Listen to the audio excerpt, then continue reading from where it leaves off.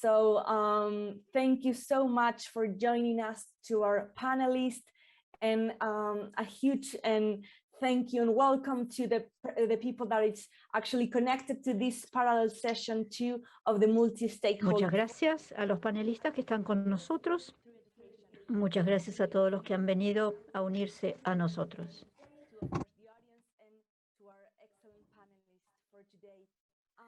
Vamos a presentar en primer lugar a los panelistas.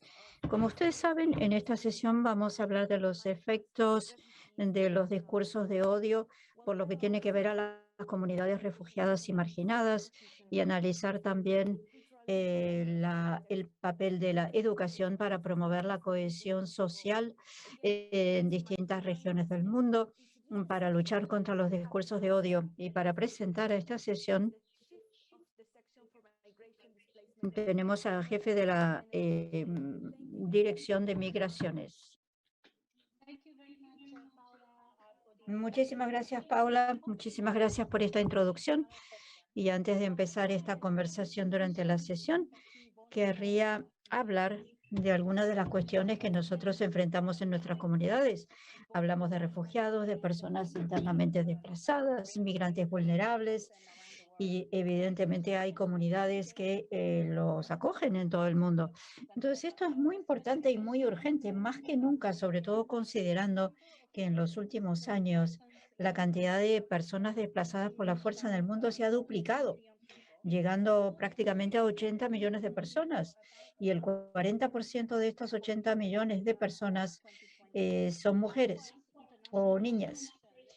Y por lo tanto la migración internacional está aumentando a gran escala, y esto hace que está cada vez más claro que la situación afecta a muchos territorios y que además tienen impacto y tienen efectos sobre las sociedades de acogida a estas personas, según las organizaciones internacionales como la de migraciones. Teniendo en cuenta la gran movilidad de personas en el mundo, es cierto que ha habido un gran reto a causa de la pandemia, los problemas de movilidad, los riesgos, el contexto económico más precario o laboral más precario, y la capacidad de los estados de responder a necesidades de protección a una escala muy grande. Por lo tanto, prácticamente 280 millones de niños y 80 millones de maestros se han visto afectados por los efectos de la pandemia en algún momento u otro, desde el momento en que empezó a desarrollarse el virus y a propagarse. Y aquí la educación desempeña un gran papel potencial para promover la cohesión social, establecer posibilidades de diálogo intercultural. Y con esta calidad del aprendizaje que nosotros esperamos, pues esperamos que haya una diversidad, pero también tenemos que tener en cuenta la necesidad de mantener la salud y además permitir que haya un entorno natural y social adecuado. Y esto no se ha dado para muchos migrantes y refugiados en el mundo. En los últimos 2 años y en el contexto de la pandemia ha habido una cantidad de discriminaciones en distintos países de acogida y contra distintos grupos.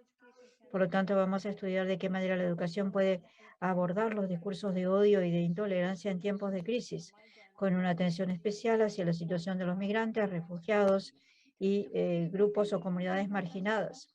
Y para facilitar este importante debate, tenemos con nosotros al profesor Bertolozzi, que es el titular de una cátedra de Educación Superior de la UNESCO en la Universidad de Bolonia, Italia, y ha sido el director de un centro de investigaciones, y ha sido director también en el Instituto de Educación, donde ha sido profesor visitante. También es miembro del Consejo Asesor y coordinador de la red académica sobre educación y aprendizaje mundiales. Tiene usted la palabra, profesor.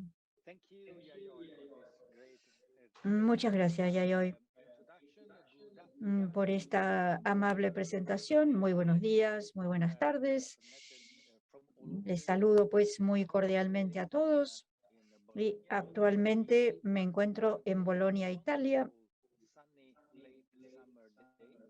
Hoy tenemos un muy bonito día de finales de verano. Espero que tengan un tiempo igual de bonito en todas partes del mundo. Y me complace mucho poder ser el moderador, el coordinador de esta reunión para explorar la interseccionalidad con respecto al impacto de los discursos de odio sobre poblaciones o, por ejemplo, grupos como refugiados, migrantes o comunidades marginadas. La introducción que nos ha hecho Yayoi nos ha dado un panorama muy claro de lo que es la situación actual con respecto pues a esta situación que es una crisis de ámbito mundial.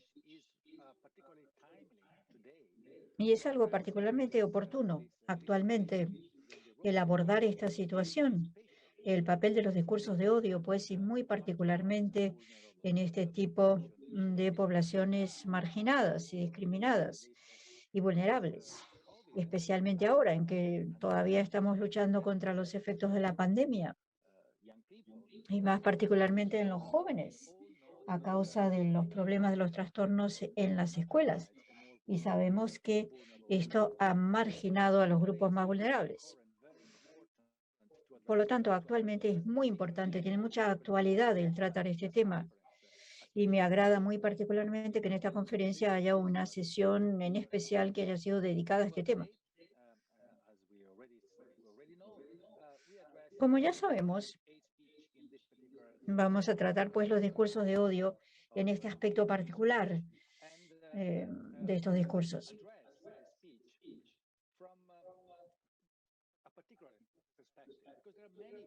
Tenemos una perspectiva particular, porque desde luego hay muchas perspectivas posibles para abordar los discursos de odio y la intolerancia en momentos de crisis. Hay numerosos aspectos y muchas posibilidades.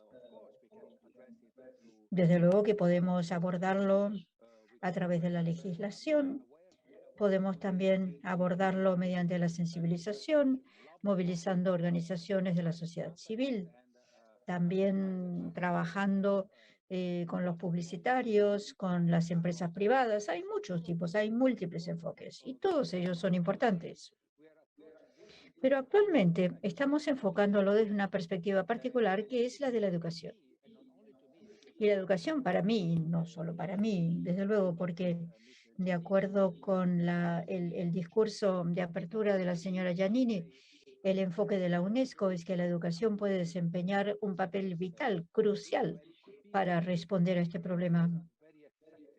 Y puede considerarse además como un instrumento sumamente eficaz, porque la educación empodera a las personas y les da los conocimientos y las competencias y aptitudes que necesitan para responder a la percepción de los discursos de odio de manera más inmediata.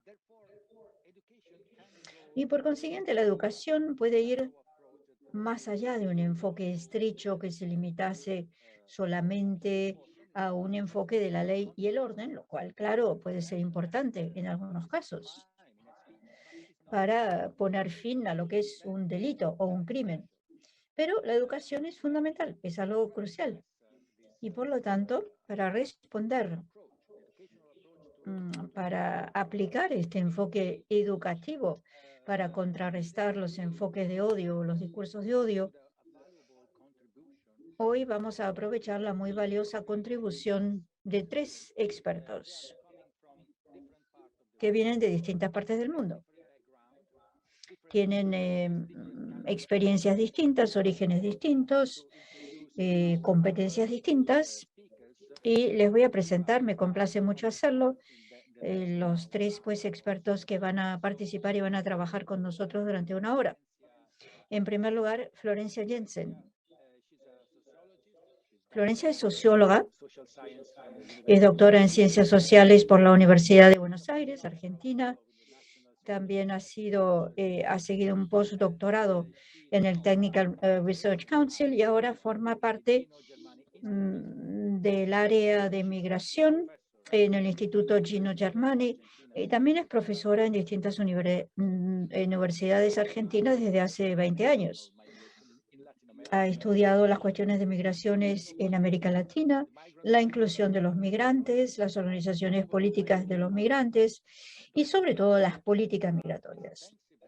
La doctora Jensen ha también publicado una cantidad de artículos en revistas especializadas en Sudamérica, en América Latina, también ha colaborado en muchos eventos o ha sido parte de muchos eventos y también colabora con investigadores del mundo entero. Y voy a presentar a los demás oradores de esta tarde. La segunda oradora es Essa Tahan, que es un ingeniero industrial originario de Siria, Alep. Tiene solo 30 años, es muy joven, pero ya hace mucho tiempo que ha trabajado en movimientos juveniles de su país y ha tenido cargos directivos, ha sido miembro, por ejemplo, del Comité de la Juventud de Alep, creo que sigue siendo miembro de este comité. También ha sido director de los Scouts de la Cruz Roja. También ha participado en formación y debates sobre todos estos temas de juventud. Bienvenido pues a Essa Tahan. Y luego Rania El Irani del Líbano, que es una trabajadora psicosocial con una perspectiva distinta. Ella trabaja con una ONG local que trata de las cuestiones de desigualdades de género. Y hace muchos años que trabaja como trabajadora social y es coordinadora también en un centro en el cual se trata de apoyo psicológico y tratamiento de casos a niñas y mujeres víctimas de violencia. Con lo cual tenemos una gran variedad y riqueza de perspectivas. Bienvenidos a todos y muchas gracias por estar hoy con nosotros y por compartir su experiencia y perspectivas. Les voy a explicar cómo va a funcionar esta sesión. Va a ser una mesa redonda interactiva. Es una especie de conversación informal con estas tres personas.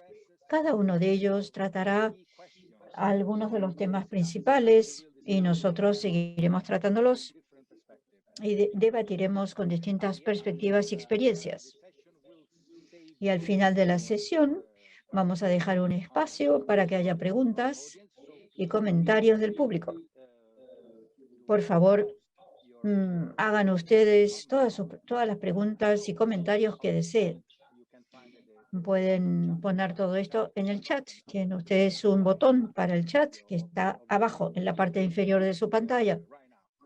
Y lo pueden hacer ya mismo, si desean.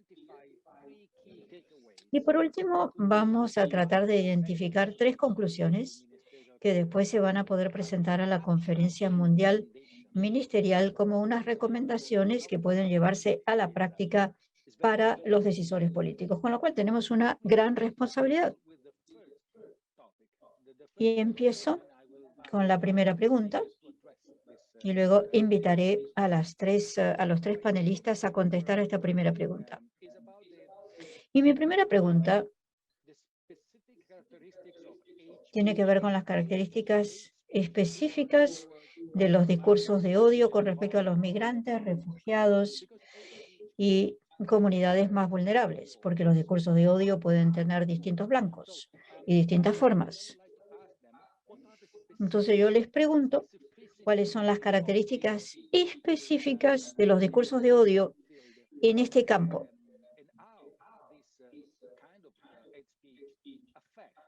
Y de qué manera este discurso de odio afecta a las comunidades marginadas. Y les pediré que compartan sus perspectivas basándose en sus conocimientos, sus perspectivas y su experiencia. Y le hago la pregunta en primer lugar a Florencia Jensen. Adelante, Florencia, si nos quiere contestar a esta pregunta. Florencia. Bueno, mi intervención va a ser en español. Buenos días para aquí, para este lado del mundo. Buenas tardes para los presentes y las presentes. Muchísimas gracias por la invitación. Es para nosotros, para mí, un placer estar aquí porque es importante poder contarles la perspectiva desde el sur, desde América del Sur. En función de la primera pregunta, lo que, bueno, pensaba un poco en relación a esta pregunta, es que la cuestión de la historia de las migraciones en Argentina específicamente, dentro de la región de América Latina, es que se ha construido un imaginario de nación en función a una migración específica que tiene que ver con aquella gran migración del siglo XIX y después en el siglo XX, que tiene que ver con la migración que recibió Argentina, principalmente europea. Y esto es muy importante porque ha configurado un poco el imaginario de nación argentina en términos de las representaciones sociales de lo que es nuestra nación, ¿no? De lo que se construyó como la nación argentina, y las políticas públicas y las políticas, sobre todo migratorias, que se han construido a lo largo de la historia en nuestro país. Dentro de la idea de nación, la idea de Argentina, hay una muy fuerte vinculación a la idea de que los argentinos y las argentinas descendemos de los barcos, ¿no? La idea de que todos somos descendientes de migrantes europeos, ¿no? Y esta imagen, la descendencia de los barcos, sirve para simbolizar que se construye una nación, se ha construido una nación blanca, europea, que tuvo por efecto la invisibilización de una gran parte de la población argentina que tiene que ver con las poblaciones originarias y con posteriormente lo que fue la migración regional hacia Argentina.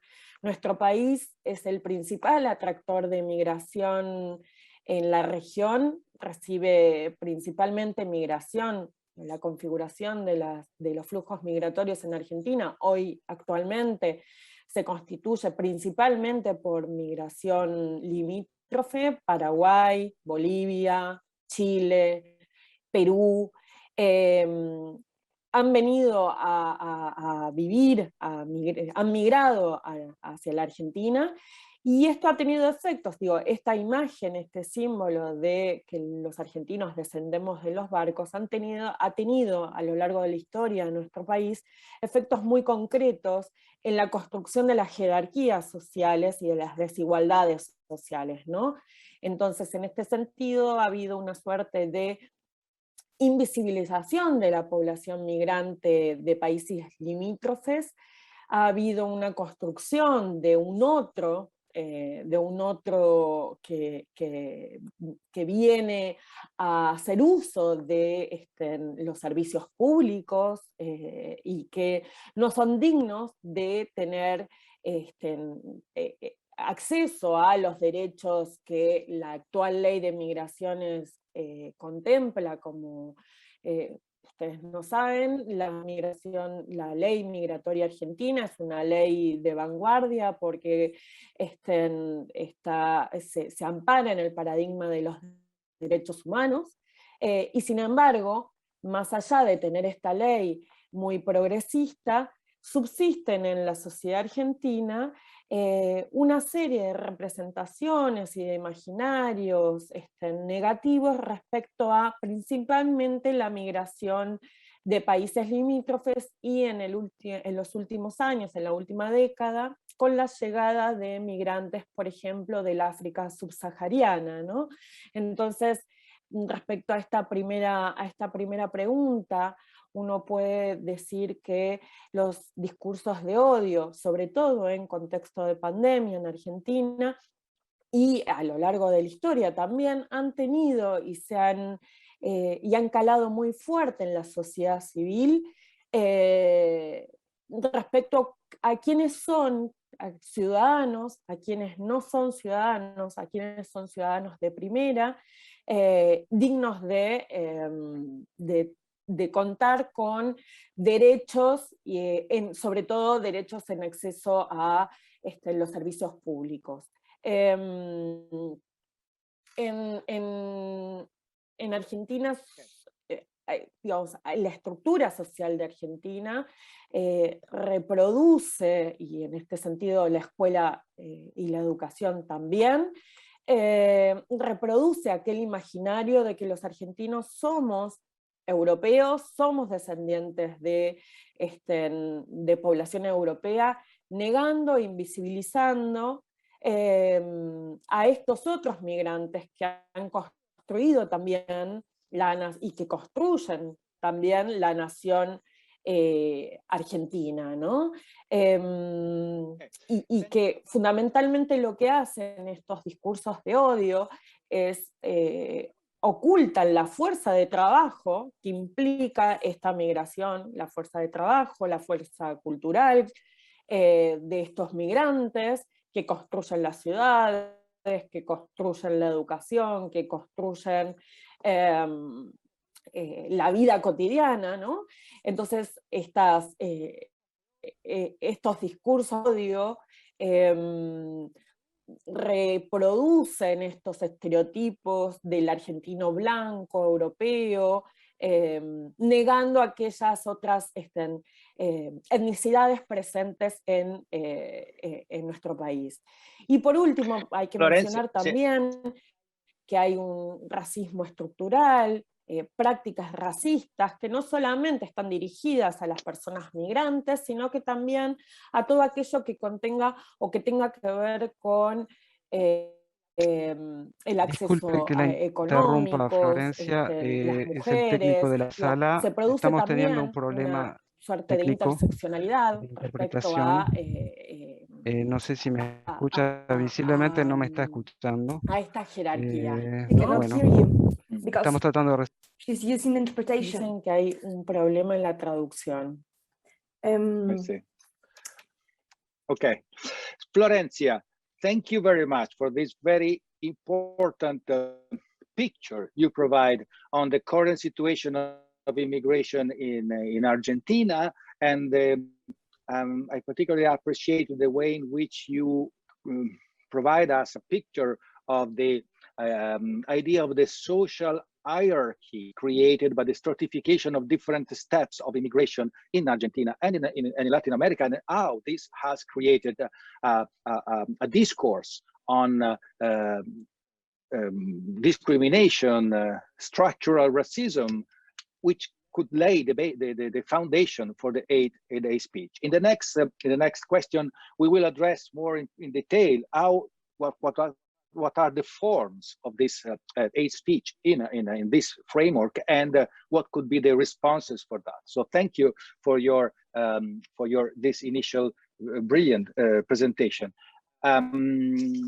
So I will provide give the same question to Hessa Tahan. So what is the specific characteristics of 8 speech towards migrants, refugees, and vulnerable people in your experience? Hessa?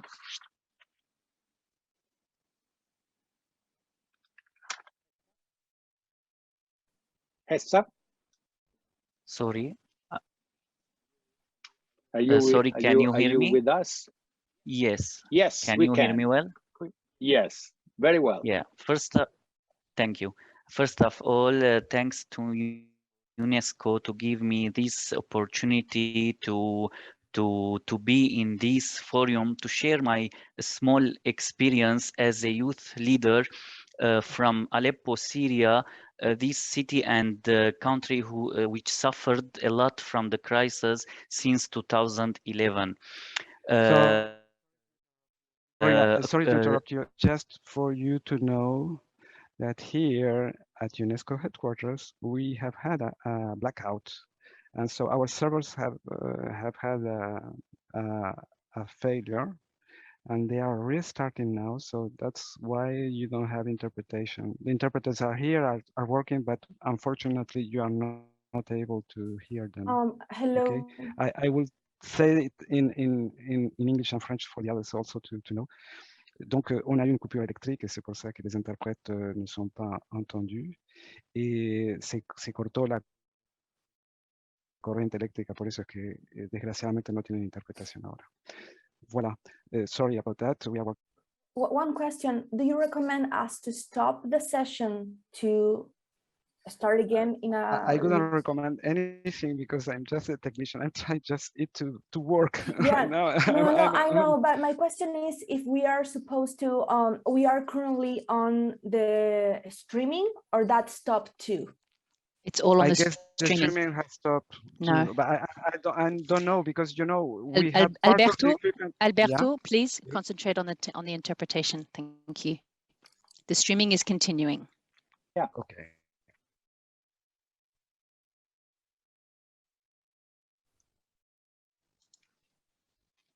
Okay, sorry for the inconvenience, but Hessa, could you please go on? If you can speak in English, everybody can listen to your English speak. Unfortunately, is not translated, but in English is quite.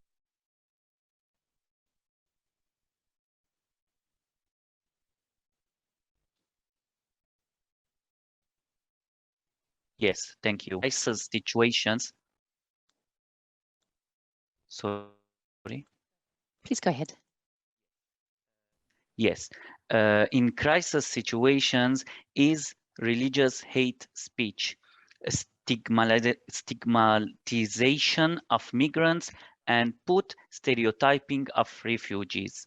The implementation of this type of hate speech affects marginalized communities greatly, makes them closed societies to each other, and may lead to take of integration into host societies. And it leads to the generation of conflicts between refugees and host communities. Of course, education is key to changing attitudes and developing skills and information literacy. Education can be a positive force in countering and addressing hate speech. The main target groups, in my point of view, must be young people and children yet to become set in their social and cultural attitudes. Many observers, including the UNESCO, believe that legal measures are not sufficient to contrast hate speech. Social, culture, and educational measures are needed to address the roots of the problem, which is considered the symptom of a deeper problem. Thank you. Thank you, Essa. Thank you for focusing the main situation and to highlighting the role of education, especially for crucial target groups that are crucial for any activity. We will have time later on for deepen this this approach, and I would like now to ask the same question to Rani El-Irani from her different background and different perspective. So Rani, please. Okay, first of all, allow me to thank you, and I'm honored to participate and represent Abad in this forum. The extended crisis in Syria now enters into the 10th years in 2021, and Lebanon currently hosts close to 900,000 registered refugees, with more than 52 being women. And the poorest region in Lebanon are housing the highest number of refugee population, resulting in continued and often escalating tension between both target populations, especially in accessing public services. Access to limited resources has made worse this challenge due to COVID-19, resulting in exceptional strains on Lebanon's collapsing economy. Vulnerable and at-risk groups such as women and youth are being consistently reported as those being worst impacted by the overlapping crisis. Access to limited job opportunities is one of the main factors in causing social instability and delaying social cohesion among refugee and host communities. The loss of livelihood due to COVID-19 lockdowns and the national liquidity limitation has resulted in a number of conflicts between refugee and Lebanese community members. Also, as NGO working with gender-based violence survivor, access to GBV survivor was further slowed down due to the imposed lockdown, rendering this a challenge, particularly to at-risk women and girls who are at sensitive risk of abuse, and to women and girls GBV survivor. In 2020, also added barriers for refugee in obtaining civil status documentation, most notably birth registration, which creates a sensitive risk of statelessness and also contribute to further deterioration of the socioeconomic condition of those involved. These challenges, among other, highlight the continued need to ensure continuous and needed access to protection and prevention services as refugee and host community members adapt to the new normal resulting of COVID-19. The importance of providing GBV survivor and at-risk beneficiary with services is continuing to increase. And nowadays, the stressors coupled with the depth of countries' future made doubly warning for refugees and host community, and increases risk factors of exploitation and abuse among members. As modification, we need to engage men and boys in GBV prevention and in education, and response as programming needs to be highlighted as well. Support to men and boys support men and boys in anger and stress workshop or emotional support group or psychological assistance is highlighted as a need to ensure that these men are no left to fend for themselves, and they try to navigate through the day-to-day challenges and struggles, and that may deter them from adopting positive coping mechanisms and instead turn to violence to fuel their frustration. It's applicable for refugees and for host community too. And in conclusion, empowering and mobilizing the various community members can also play a role in minimizing and mitigating the tension, and involving men, women, and boys from refugee and be empowered. Sorry, are you able to hear me? Hello? Yes, we can. Okay. ¿Qué necesitan? ¿Me oyen bien? Pregunta Rania Liriani. Sí, contestó el moderador. Entonces continúo. Es necesario, por lo tanto, que tengan la posibilidad de poder sus angustias. Todo ello hay que tomarlo en cuenta para poder encontrar las soluciones idóneas. Una mayor participación de los refugiados para el desarrollo de sus aptitudes, de su concienciación, de su posibilidad de entrar en relación con el resto de la población libanesa. Esto es clave para llegar a una solución que no será inmediata, claro está, ni mucho menos, pero por lo menos para ir encaminando las cosas por un buen cauce, mejorando las capacidades de los distintos grupos de refugiados, estableciendo mejores estructuras sociales entre las comunidades de refugiados. Muchas gracias. Gracias, Rani. Gracias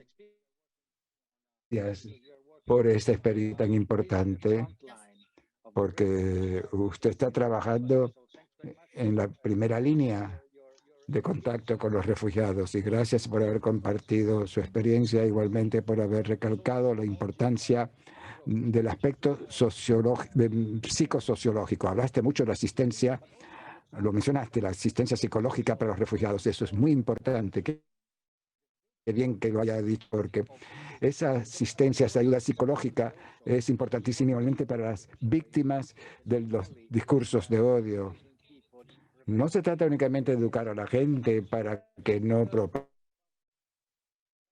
el discurso de odio, sino a ayudar a los que son las víctimas de estos discursos. Nos quedan 10 minutos.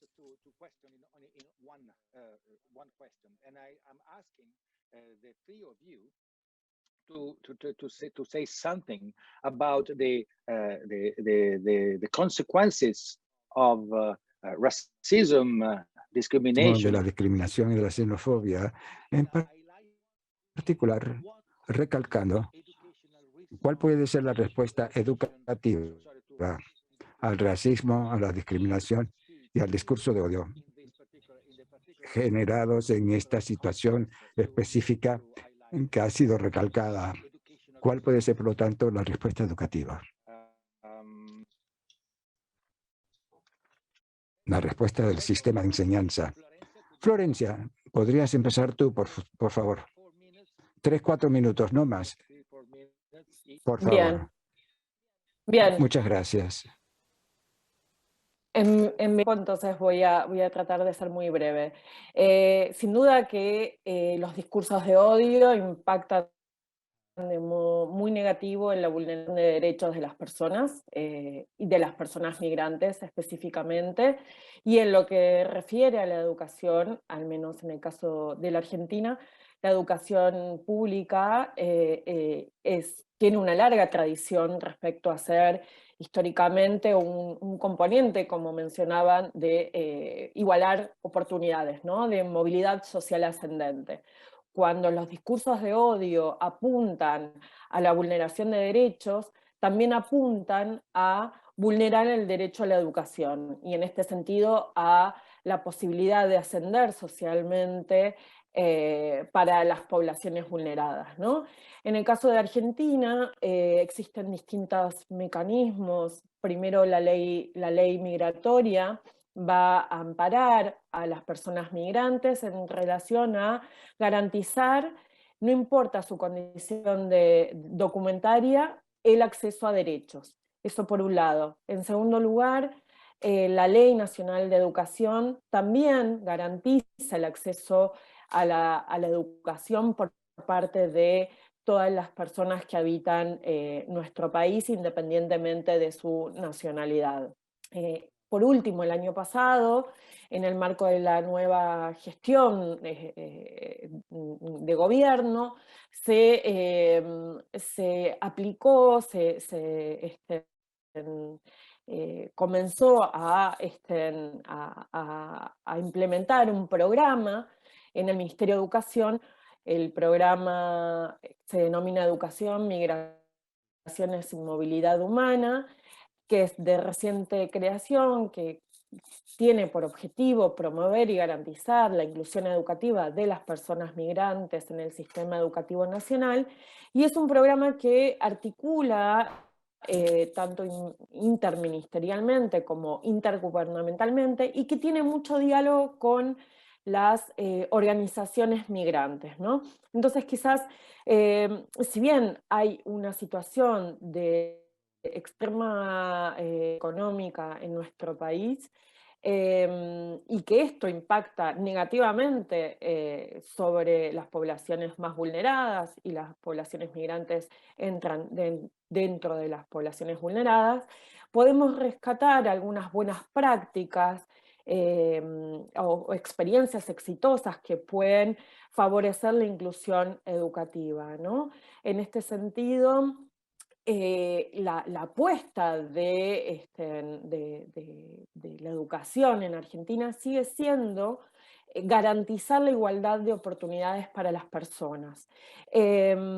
Para esto se precisa, sin duda, de campañas de sensibilización que justamente vayan a romper con esos discursos de odio que desanden esos estereotipos negativos, que rompan con esas representaciones sociales negativas cargadas de o asociando a las migraciones con esta idea de invasión, de uso de los servicios públicos, y en esto tiene un gran papel, que es importante mencionar, las organizaciones migrantes y los movimientos sociales en Argentina.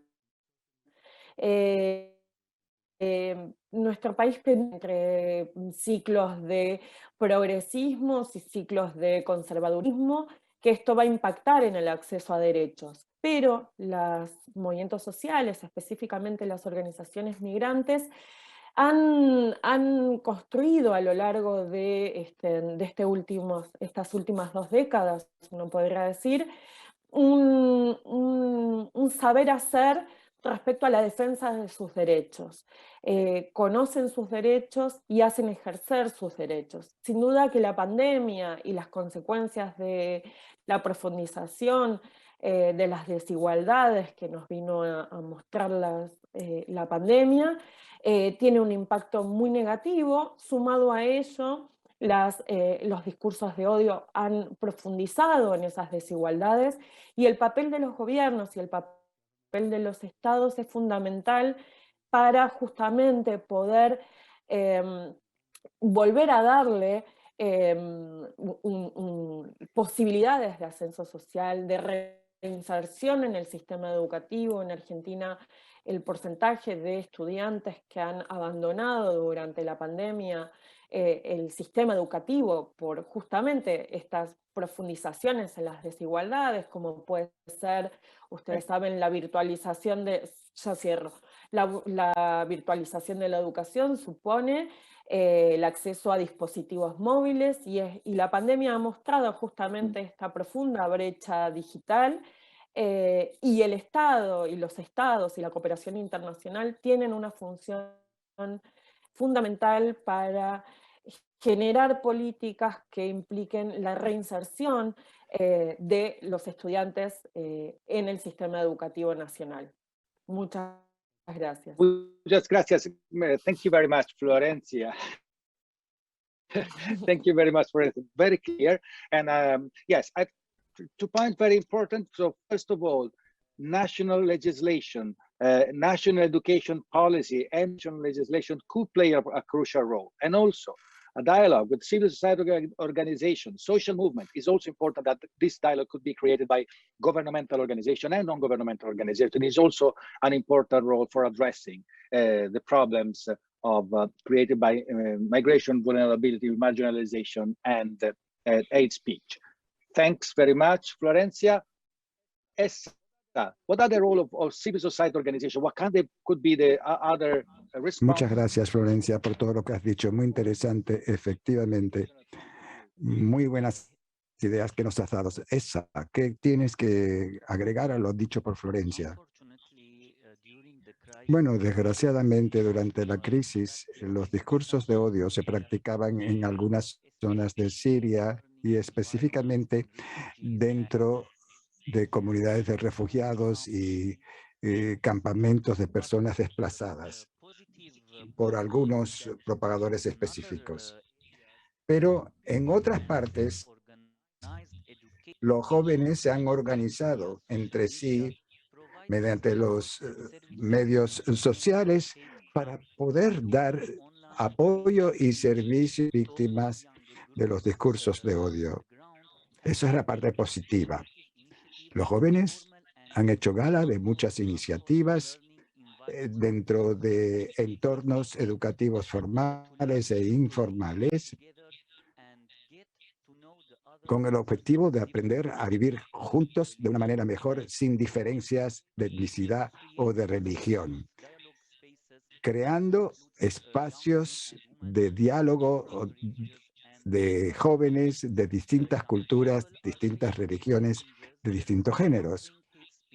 Chicos y chicas, esta es quizás la mejor manera de contrarrestar la influencia del discurso de odio, porque no existe ninguna manera, digamos, oficial o gubernamental que apuntale los esfuerzos de esos jóvenes. Son los mismos jóvenes los que lo hacen solo, aún sin la ayuda del gobierno. Esa sería la única manera, por lo menos en mi país actualmente de organizarse para poder contrarrestar la propagación del discurso de odio, tratando de identificar las causas según el contexto específico sirio y desarrollando actividades para contrarrestar el discurso de odio, coordinando esfuerzos entre los jóvenes y también entre otros participantes de buena voluntad igualmente, por supuesto, movilizando los recursos necesarios para llegar al objetivo deseado. Muchas gracias. Muchísimas gracias. Muchas gracias por la sugerencia de que es necesaria una estrategia nacional integradora, jóvenes y demás participantes, como dijo usted al final. Eso me parece que es una idea magnífica que puede presentarse, por supuesto, a los decisores. Irani, desgraciadamente, unas cuantas palabras. ¿Cuáles serían, a su juicio, la respuesta o el enfoque educativo frente al discurso de odio, según su propia experiencia? Pues sí. Además de lo que dije antes, las transformaciones necesarias para llevarnos a una mejor política con una buena cooperación con las ONG, sobre todo en el ámbito de la educación. El Ministerio de Asuntos Sociales, el Ministerio de Educación, el Ministerio de la Salud, todos ellos deben de cooperar entre sí,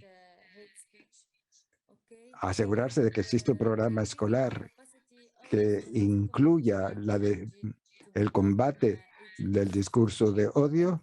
Todo esto puede ser un agente de cambio. Muchas gracias. Muchísimas gracias, Rania, por haber sido tan sintética, pero muy clara igualmente. Ha sido a lo esencial, que es lo que nos hace falta, la creación de asociaciones, de alianzas, de cooperación entre los distintos protagonistas, actores, participantes, partes interesadas. Exactamente lo que hace falta para obtener, para conseguir los objetivos de desarrollo sostenible, por supuesto. Es necesario que todas las partes interesadas confluyan hacia la consecución de los objetivos de desarrollo sostenible y igualmente cabe decir lo mismo a combatir el discurso de odio. Muchas gracias por su contribución. Lamento haber tenido que padecer estos inconvenientes técnicos. Hemos tenido solo una hora, lo cual no ha sido suficiente y por eso yo me he visto obligado a pedirles que sean muy breves, pero yo estoy seguro de que esta primera conversación, estos primeros pasos, van a ser aquellos que se encarguen de identificar cuáles son las lecciones de CEDAW ya al fin de nuestra sesión y para concluir lo que sale de esta reunión para que concluya la sesión. Muchas gracias a todos. Gracias en particular a todos los que han estado escuchando esta sesión. Muchas gracias, profesor Parossi.